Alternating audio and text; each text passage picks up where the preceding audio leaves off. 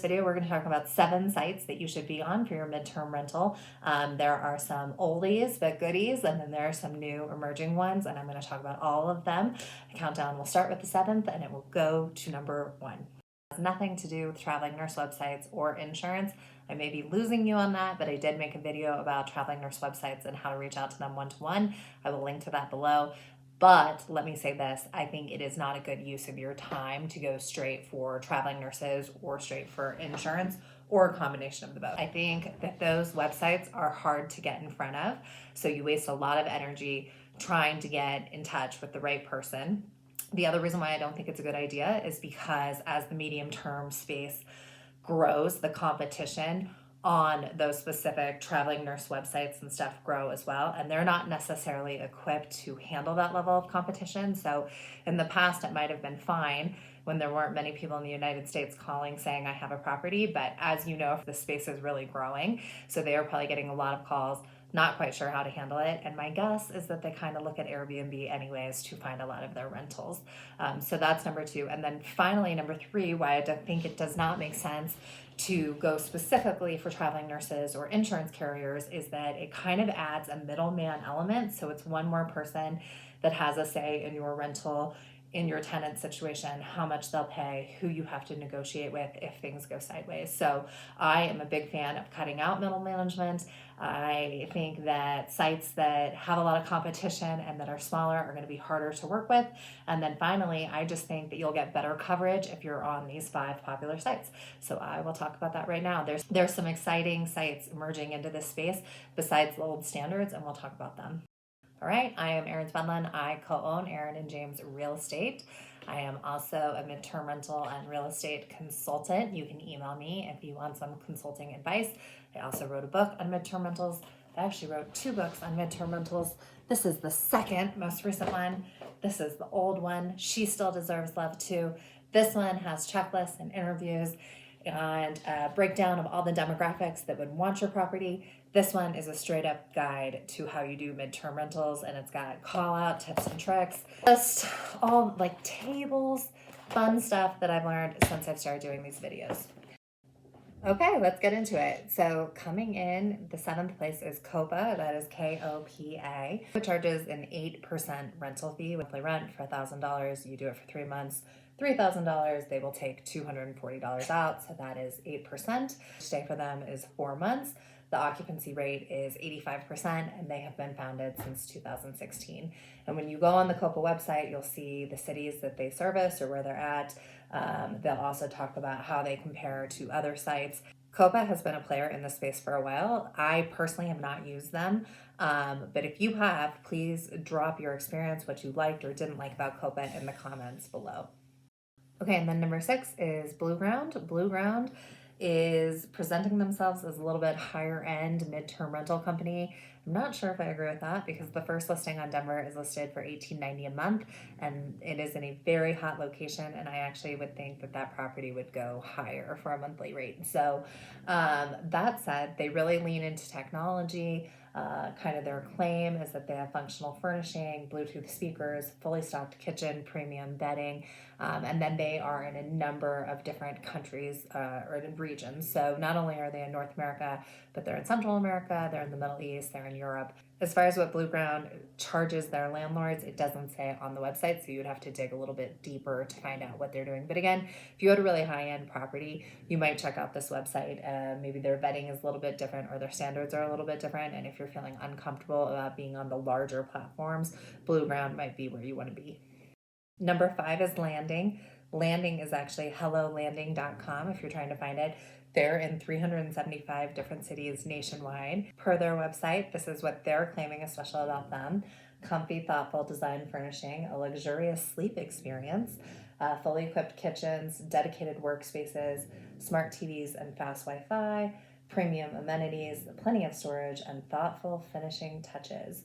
And then it says 9 out of 10 members would recommend Landing to a friend. So something that Landing is saying that's different about them is that the average stay for renters in their furnished apartments are 6 months. So that's nice if you're a landlord that's worried about vacancy rates, or you just don't want to deal with it, but you already have the furniture and you want to get out of short term.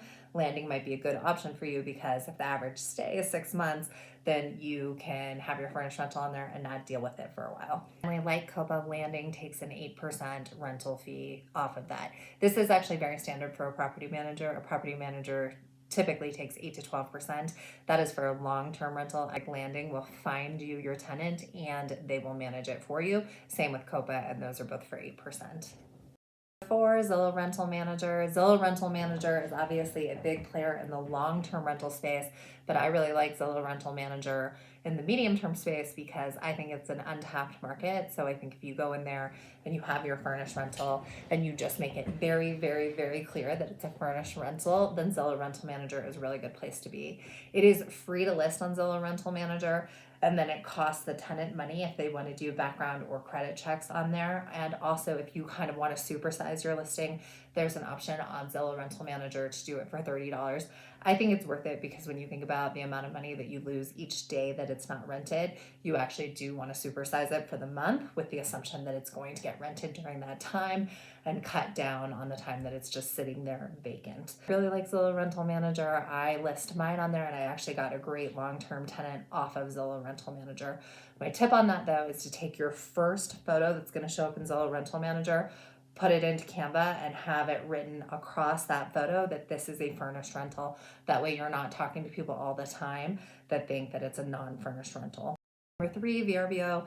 I don't really use VRBO. I never really used it in the short-term space either, but I know Al Williamson and the extended stay team really like VRBO. Actually, just had a consulting call too with someone that had had really good luck with VRBO in the short-term space and was transitioning in the midterm space, and so they wanted to be in VRBO.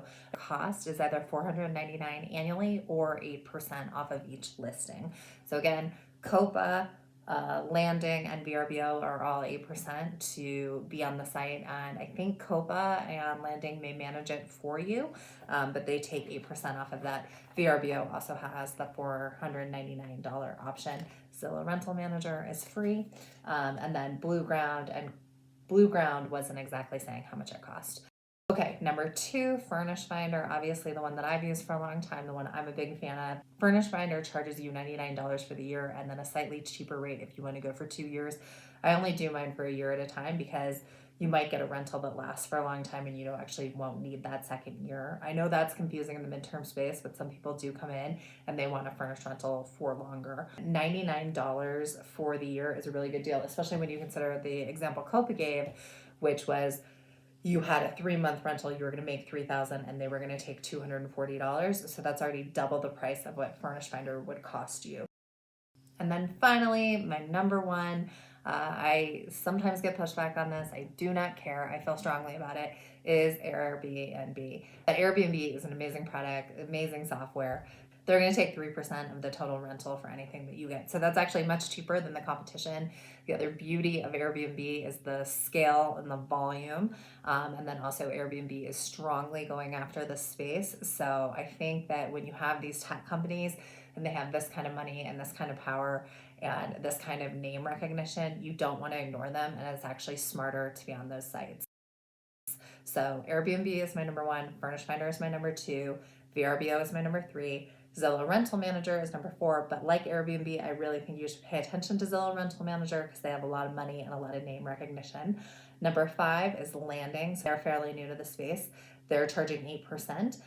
Blueground is the one that's presenting themselves as a little bit higher end, and they're more international. And then finally, number 7 is KOPA, also taking 8% and also fairly new to this space. They've been around since 2016.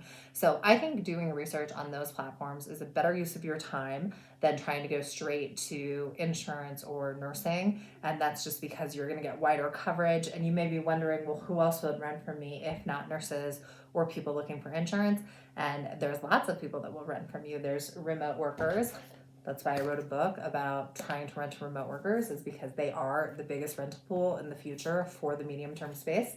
But there's remote workers, there's people thinking about getting divorced, there's people that are new to town, there's college students. So you really don't want to limit yourself with just insurance claims and traveling nurses. And the other thought too is that for a lot of those people, whether they're traveling nurses or in a situation with insurance claims.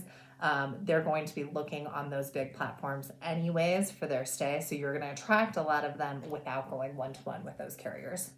All right, I hope that helped. Again, I provide consulting. If you're interested, reach out, and thanks for watching the video.